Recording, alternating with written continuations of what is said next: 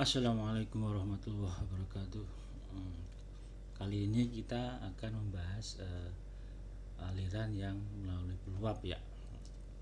Minggu kemarin kan kita sudah membahas aliran yang melalui sebuah lubang. Lubang. Ya, peluap ini sama juga dengan lubang, cuma bedanya aliran airnya berada di atas lubang ya. Nah ini beda antara lubang sama lubang biasa sama lubang besar atau peluap ya. Apabila di sisi atas dari lubang tersebut berada di atas permukaan air di dalam tangki, maka bukaan tersebut dikenal dengan peluap ya. Peluap ini berfungsi sebagai alat ukur debit aliran ya, banyak digunakan pada sistem irigasi ya. Peluap yang ukurannya besar biasanya disebut dengan bendung sebagai pengukur debit aliran dalam jaringan irigasi. Tinjauan hidrolis bendung adalah sama dengan peluap ya. Peluap biasanya terbuat dari plat, sedangkan bendung terbuat dari beton atau pasangan batu ya.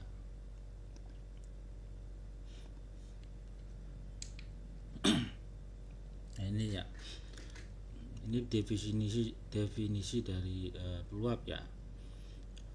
Sebagai bukaan pada satu sisi kolam atau tangki, sehingga zat cair atau biasanya zat cair ya di dalam kolam tersebut melimpas di atas peluap. Ini ya, dia melintas di atas peluap. Ini peluapnya ya.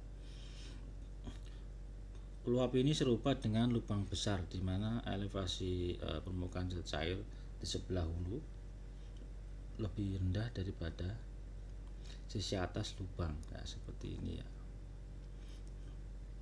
Ini hulu, ini hilir ya.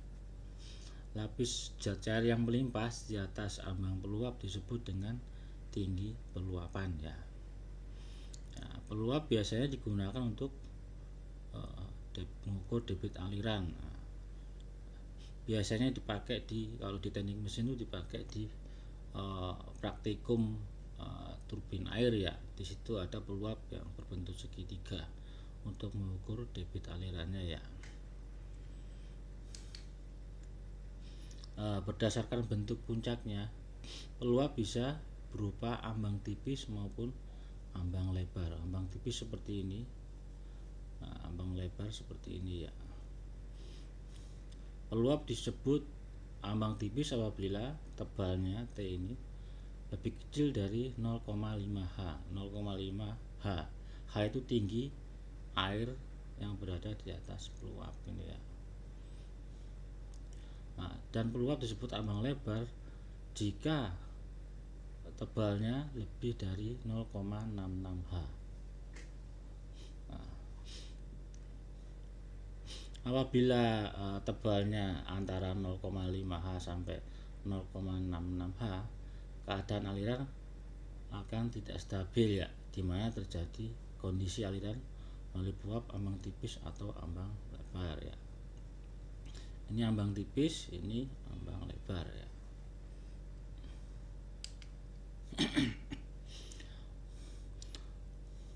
Apabila panjang peluap sama dengan lebar kolam atau saluran, maka disebut dengan peluap tertekan. Nah, ini panjang peluap sama dengan lebar kolam. Peluap tertekan biasanya berbentuk segi empat ya. Nah, peluap ini tidak mengalami kontraksi ke samping ya, tidak ada kontraksi ke samping sini ya. Terus apabila panjang peluap tidak sama dengan lebar kolam atau saluran, maka peluap disebut mengalami kontraksi samping seperti ini ya. Ini ada kontraksi samping ya.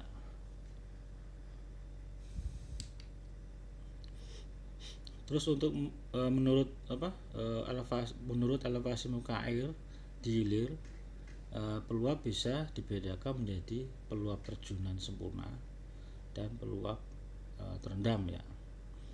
Disebut dengan terjunan sempurna apabila muka air di hilir di bawah puncak peluap ya.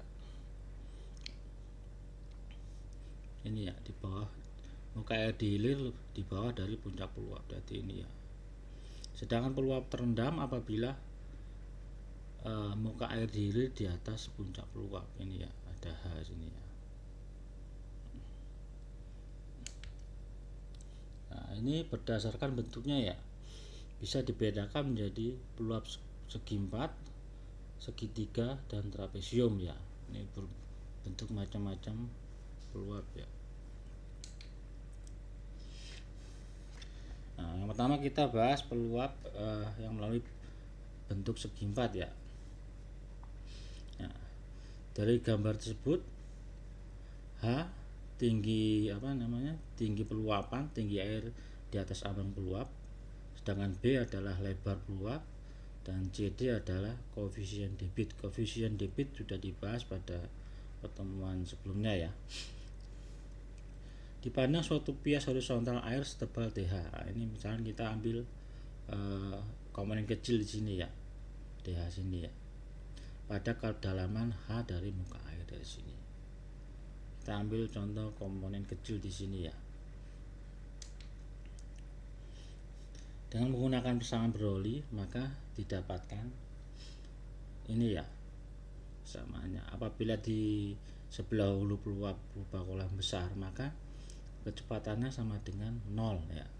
Terus tekanan pada pias adalah atmosfer. Jadi tinggi kecepatan di sisi hulu 0, terus tinggi tekanan juga 0. Maka V kecepatan aliran sama dengan akar 2G kali Z min Z2 atau sama dengan akar 2GH. Nah, terus kita hitung luas pias ya, luas piasnya berapa sini ya. Luas pias sama dengan DA sama dengan B lebar ini dikalikan DH ya. Terus sedangkan debit melalui pias sama dengan DQ sama dengan V kali DA. Jadi sama dengan 2GH dikali B kali DA. Nah, terus B nya pindah ke sini jadi B kali akar 2G kali H pangkat setengah. Hanya kita keluarkan ya. Lalu angkat B kali akar 2G kali H pangkat setengah DH.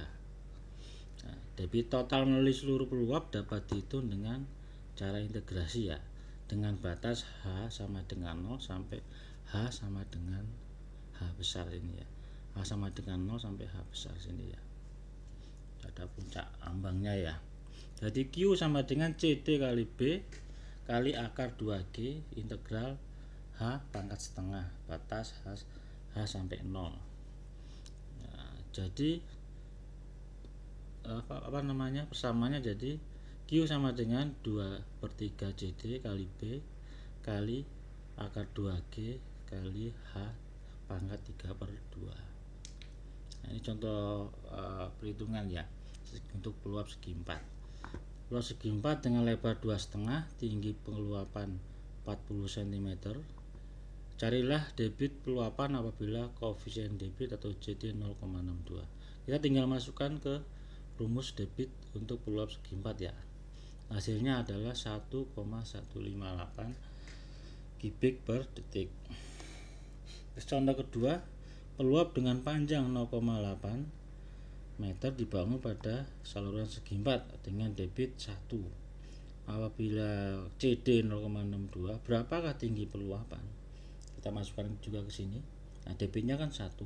Yang dicari H-nya itu berapa?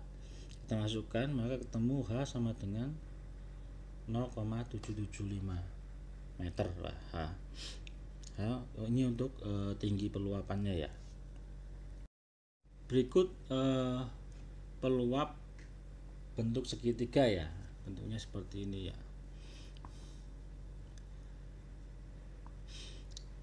Di mana air melalui atas peluap. Nah, tinggi peluapan adalah H dan sudut peluap segitiga adalah alfa ya. Bukan, maaf ini bukan. Nah, ini alfa sini ya sudutnya ya. Nah, suatu pias setebal DH, kita misalkan ambil satu komponen kecil di sini pada jarak H setinggi ini dari muka air, maka panjang bias tersebut adalah B sama dengan 2 kali H besar min H kecil dikalikan tangan alfa per 2. Ini alfa per 2 berarti setengahnya ya, sudutnya ya. Jadi luas bias sama dengan dA kali 2 kali H besar min H kecil kali tangan alfa per 2 dH. Sedangkan kecepatan air melalui bias kita ketahui V sama dengan 2 akar 2 GH. Nah, kemudian debit aliran melalui bias sama dengan dQ sama dengan CD itu koefisien debit kali dA luasnya kali kecepatannya akar 2 GH. Jadi sama dengan CD kali 2 kali H besar min H kecil kali tangan alfa per 2 dH kali akar 2 GH. Nah, kemudian kita integrasikan ya dengan batas H sampai H sama apa?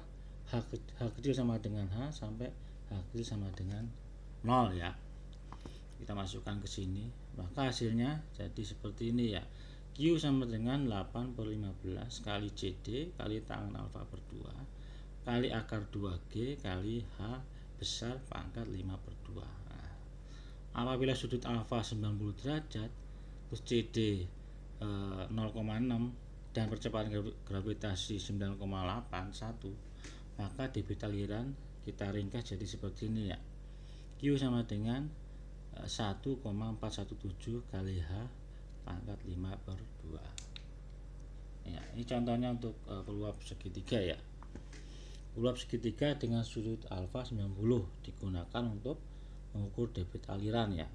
Apabila tinggi peluapan H sama dengan 25 terus debit koefisien debit CD 0,62, maka hitunglah debit aliran. Jadi kita tinggal masukkan ke persamaan ini, jadilah debitnya 0,04577 meter kubik per detik.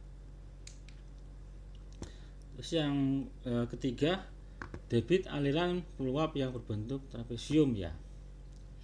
Nah, trapesium kita lihat sebagai gabungan antara peluap bentuk segi 4 dan segitiga ya. Jadi jumlah debitnya keseluruhan dari peluap segi 4 dan peluap segitiga ya. Ini seperti ini ya. Ini peluap segitiga, ini peluap segi 4 ya. Berikut contoh soal dari peluap trapesium ya.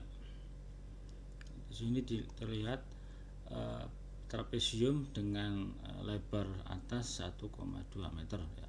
Sedangkan lebar dasar 0,45. Sedangkan tinggi H 0,3 meter. Hitung debit aliran melalui peluap jika tinggi peluapannya 0,225 meter ya. Ini 0,3 tinggi peluapnya, tingginya, terus tinggi peluapnya 0,225. Kita tinggal masukkan ke persamaan tadi ya. Peluap trapesium adalah jumlah dari peluap segitiga ditambah peluap segi 4 ya. Kita masukkan ada persamaannya, jadi Q sama dengan 0,1276 kubik per detik ya. Nah, sekarang kita bahas peluap ambang lebar. Kalau tadi kan ambang tipis ya. Peluap ambang lebar apabila T nya lebih besar dari 0,66 H. T adalah tebal peluap, H adalah tinggi peluapannya. Disebut peluap ambang lebar mempunyai lebar dari A sampai B sini ya, dari titik hulu ke hilirnya ya. Tinggi air di atas peluap pada titik A adalah H, itu sedangkan pada titik B adalah H kecil. B adalah lebar peluapnya ya, ke arah sana ya. Nah, kalau kita aplikasikan persamaan Bernoulli pada titik A dan B dengan V adalah kecepatan aliran pada sisi hilir peluap sebelah sini, maka didapatkan V kuadrat per 2G sama dengan H besar kurangi H kecil. Jadi V sama dengan akar 2G kali H besar min H kecil. Nah ini kita hitung debit aliran yang melalui peluap ambang lebar ya. Q sama dengan CD itu koefisien debit kalikan B lebarnya dikalikan H tinggi peluap yang sebelah hilir dikalikan kecepatannya ya.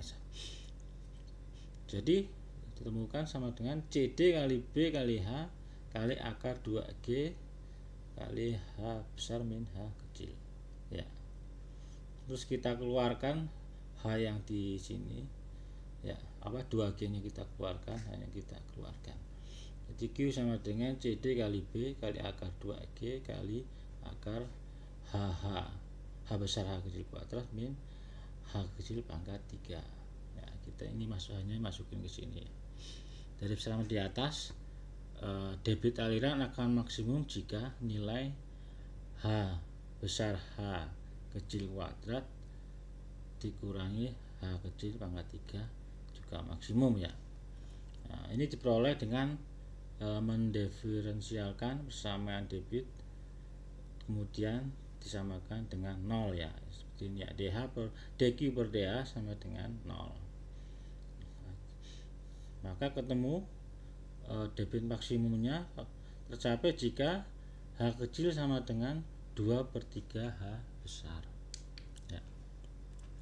Substitusikan persamaan tersebut ke dalam persamaan debit maksimum, maka akan didapatkan ini ya, debit maksimum sama dengan 0,38 ini ya 0,34 CD kali B kali akar 2G kali H pangkat 3/2. Nah apabila kecepatan gravitasinya 9,81 maka debit maksimumnya sama dengan 0,384 kali CD kali B kali 2 kali 9,81 kali H pangkat 3/2 atau 1,71 CD kali B kali H besar pangkat 3/2 ya. Ini kita keluarkan, kalikan lagi sini ya. Ini contoh peluap untuk ambang lebar. Bentuk ambang lebar dengan panjang 10 meter mengalirkan air dengan debit maksimum 10 kubik per detik. Tentukan tinggi peluapan di sisi hulu bendung apabila koefisien debit atau CD 0,62. Nah, kita tinggal masukkan ke persamaan ini ya. Q maksimum sama dengan 1,71 CD kali B kali H pangkat 3/2. Jadi ketemu hanya 0,96 meter ya.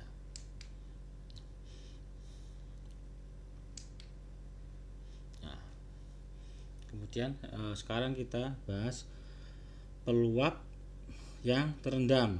Apabila muka air sebelah hilir peluap berada di atas puncak peluap, ya, di atas puncak peluap ya, ini terendam, maka peluapan tidak sempurna dan peluap disebut dengan peluap yang terendam ya. Tinggi air muka air sebelah hulu adalah H1, sedangkan sebelah hilir H2.